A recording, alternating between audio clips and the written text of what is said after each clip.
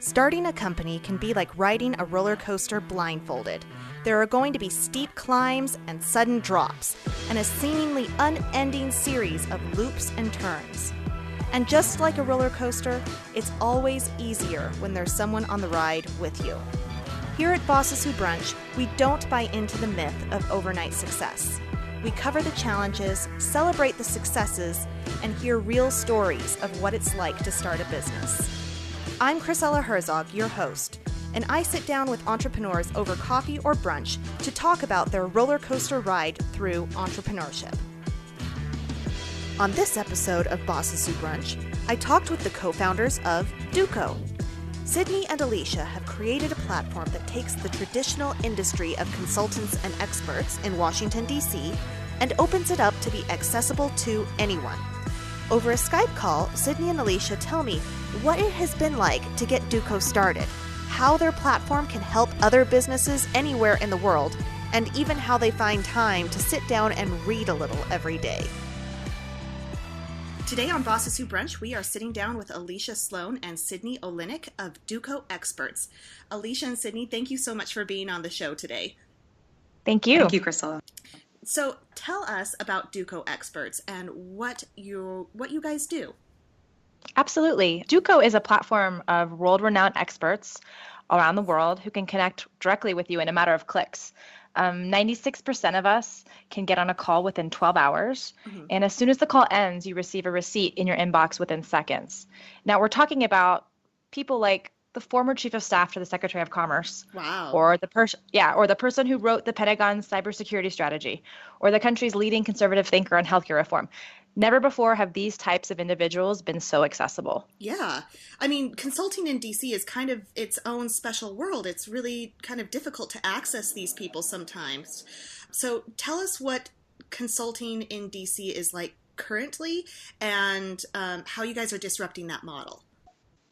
Yeah, absolutely. This is Sidney. So it's funny. We actually don't really think of ourselves as a consulting company. Mm-hmm. Consulting tends, it's a term that kind of refers to something that's a long-term engagement. And we really think of ourselves more as a technology company. We do use experts, many of whom are consultants, and they provide geopolitical and business intelligence on demand, but it's through our technology platform. So whether your company wants to open an office in Burma, or there's a cybersecurity attack, or a new Trump policy will affect our company's bottom line, we want it so companies can actually call in and immediately get information to help make better decisions. The other thing I think that's pretty unique about what we're doing is we have hundreds of experts all over the world. We're already in more than 15 countries in our first 3 months. And I think one of the cool things that we're doing too is if you have a global issue or a global problem at your company and you need to get some intelligence on it, you can call someone in London, you can call someone in Dubai, you can call someone in San Francisco, and you can kind of get a lay of the land and a much more diverse perspective than if you just go to one Washington firm, mm-hmm. for example. So I think our big differentiators are that we're quick, we're global, and we do the vetting of our experts. And as Alicia mentioned, they're incredibly high profile. Mm-hmm. We spend a lot of time making sure that, the caliber is high and will stay high. And so I think those are the disrupting, if you will, factors. Mm-hmm. That's very cool. So you guys are creating this platform that brings together experts on one side and then the people who need to talk to these experts on the other. What is your vetting process like? How do you go through that? It's interesting. The way it started was actually Alicia is former CIA, I was former DOD. We've worked together in the Pentagon. We've mm-hmm. worked together on national security issues, I guess, for more than 6 years now. Initially it was just our former colleagues and friends. We have a pretty extensive network from being in DC for over a decade. And so, it's people that were in the Pentagon, in the White House, entrepreneurs that have left. And then since then, so those were the first few that we invited. But since then, we've had a lot of referrals, a lot of people applying. And it's a pretty stringent internal vetting process. And I will say, I think a lot of it in the beginning, especially, is, you just pay a lot of attention to different things depending on where the person is coming from. So a lot of times we use references, we do interviews, we look up their work, we'll read some of their writing. And so, the same way that you would vet someone for a policy job or something like that, we actually go through and do a lot of investigating ourselves to make sure that they're, well qualified. So how did you get the inspiration for this idea? Yeah, so Sydney and I, as we mentioned, have extensive careers in foreign policies, about 20 years combined. And as such, we had the opportunity to work with hundreds of high-ranking government and military officials and entrepreneurs and other thought leaders. On any given day, we would receive an inquiry in our inbox that would say, hey, do you know somebody who's smart on Iran sanctions? Or, hey, do you know anybody who's smart on global health policy? And we would field that request and we joke, this is the most inefficient process. What if we were able to put our entire network online, and so that even a small business in Tulsa can just, in a few clicks, get access to these individuals? And that's what we did. That's fantastic. How cool. I mean, just to be able to open up that knowledge to people I just think that's so cool. So you're located in DC, and, there's a lot of conceptions about what DC is like in the rest of the country. What do you guys like about the city's startup environment? Yeah, so it's interesting. So I think first and foremost, we definitely think of ourselves as a global company. As I mentioned, we're within the first 3 months, we're already in 15 countries, and we plan on having hundreds of experts in every major city within the next year or two. I think DC is interesting because we were able to get our quote supply here first, which is our national security, foreign policy, regulatory experts. And I think that there's a global mindset here. I think it's interesting because what you kind of asked about the consulting culture, that's very unique, and DC is very traditional and conservative in that sense. And so I think, but on the other side, actually, Washington has a fantastic startup scene. There is a lot of support, a lot of incubators, accelerators. And so it's kind of a unique place to be where it's kind of, in that sense, the clash of two cultures, which we're trying to, bring together, to kind of, as you said, disrupt. I don't know if that's the right word necessarily. Yeah, it's in this kind situation, of a cliche, but yeah. Yeah. But in a sense, we're applying new business models, new technology to something that is very old. Mm-hmm. So what are some of the challenges you faced in trying to get this started? So, I think the biggest challenge is actually changing the culture, getting folks to realize that they actually don't have to do all of this back and forth, sending 3, 4, 5 LinkedIn messages to ask somebody if they can, quote, pick their brain over coffee before they get someone to even write them back. With our platform, you can skip all that and just get on the person's calendar directly, because the beauty of it is everyone on the system is open for business. Yes, it costs something, but our time is the most valuable commodity. Yeah, and I mean, it's only fair that you're asking is that you're paying people for their knowledge and their time sharing that knowledge rather than just, sitting down over that cup of coffee and, endless cups of coffee sort of thing. Right, yeah. Exactly. So how have you kind of tried to get past this challenge of, convincing people that this is a platform that's worth using? So I think the key to this has actually been when our experts have used it to push through their own contacts through the system. Okay. So for example, when they promote their own brand, and each expert has their own unique URL on our platform, and so hyperlinking it when you write an article, so that if somebody reads your article and is interested and wants to find out more, they go there and can follow up through that channel. I think it's gonna really require over time this kind of grassroots level effort of all these experts around starting to use it as the tool that they rely on for consultations. So it's very much it's very reliant in some ways on the consultant themselves, actually making the effort to direct people to that link. Yeah, I mean it's going to be their willingness to put themselves out there in that way, which is new. And then we're also going through traditional channels with marketing and clients and advertising and whatnot. Sure. But changing the culture, I think, it goes beyond just that simple sales conversation. Well, very interesting. So what are some successes or moments that you've been really proud of since you've started? Yeah, so I think the thing we've been most surprised and excited about is really actually just the enthusiasm in general, whether it's clients or experts or the startup world. I think that Immediately people really understand this.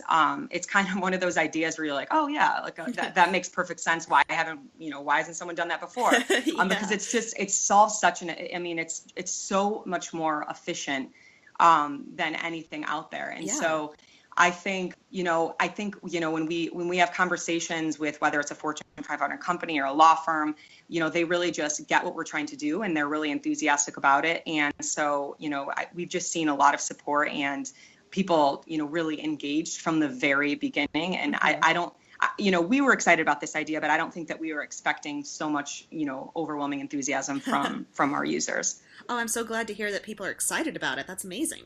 Yeah. It's with all the startup challenges, that's one nice thing to have on your side. Oh yeah. So, have you faced an issue with growing too fast and not being able to keep up with that? Or have you been able to keep that under control? Certain things are moving forward a lot more quickly than we anticipated and other things are slower. And this is absolutely normal. Of course, at this point we are managing. We're, we create a lot of systems internally that are also just, to make things more streamlined and efficient. And, the more we scale, we will just build on those systems. So far, it's been busy, manageable. And I think that hasn't been too much of a challenge yet. But, in the coming months, everything will evolve. And there are just random upticks of growth spurts, throughout the first few years that are kind of uneven. Well, I was just about to ask you about, your advice for other startups. And so what you're mentioning, the systems kind of leads me into that. How do you create these systems? What kind of advice do you have for a startup who's just trying to manage that scaling up period? So that's funny. I would say the one piece of advice I would have, and I can actually see if Alicia has anything else to add. I think you just, before you get started, you have to be in the mindset that you are all in. It's 24/7. It is, you are dreaming about it, breathing it. This is more a part of your life than any other career you've probably, ever, or any profession you've ever had. And I think you have to think through a lot of other problems that you probably didn't have to think through before as well. You don't just have one job. You're wearing, at any given day, you're wearing like five to 10 different hats. And so I think just being versatile and then dedicated, making sure that you can commit your time over the course of years to what you're trying to do.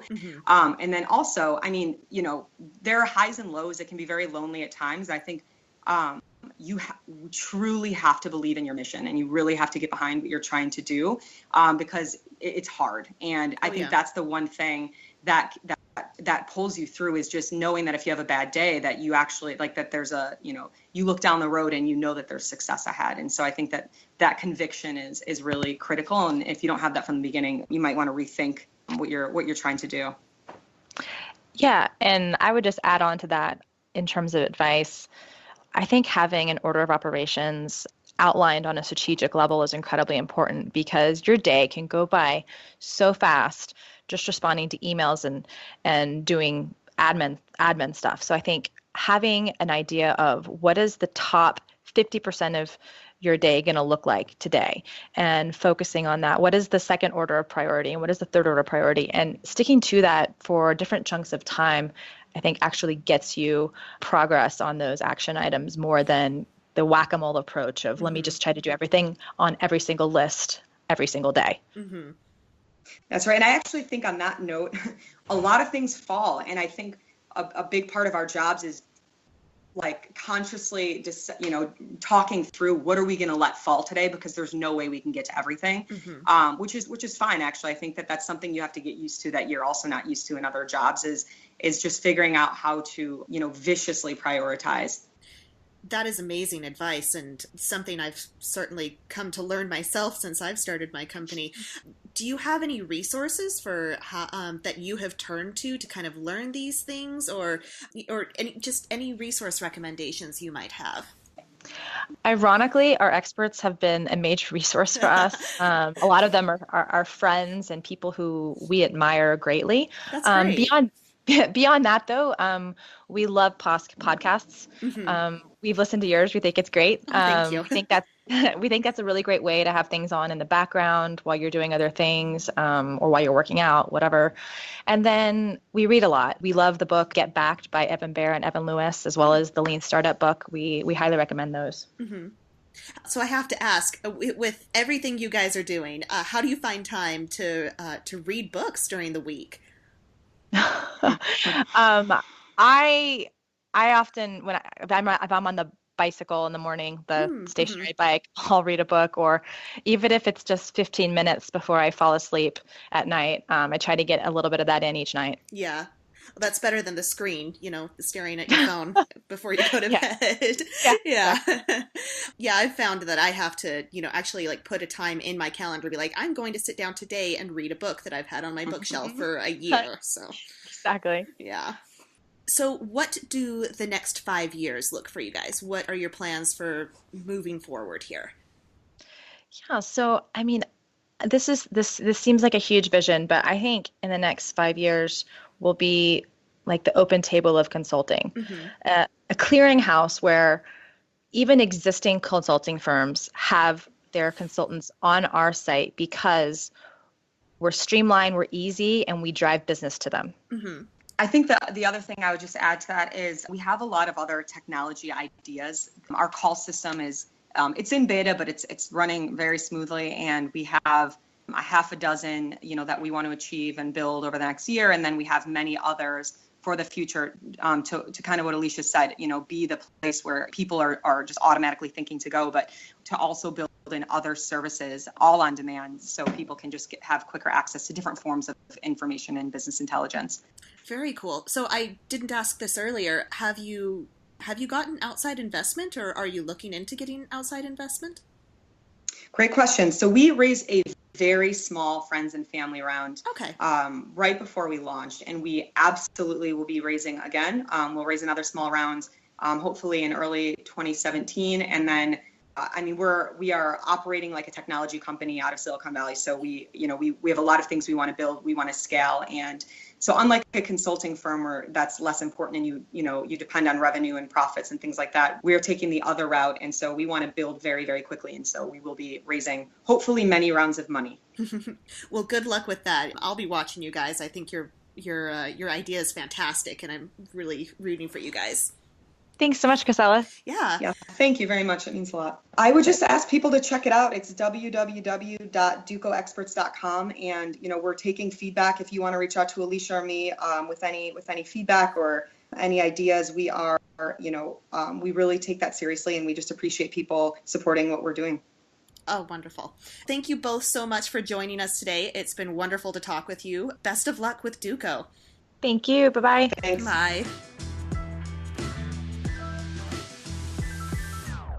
Thank you so much for listening to this week's episode of Bosses Who Brunch. If you enjoyed this episode, please rate us on iTunes. And if you're an entrepreneur who's looking for even more awesome support, come attend one of our Bosses Who Brunch meetups in Utah, or join our Bosses Who Brunch Facebook group. Bosses Who Brunch is a production of White Hat Magazine. You can find more information about White Hat Magazine and Bosses Who Brunch at whitehatmag.com.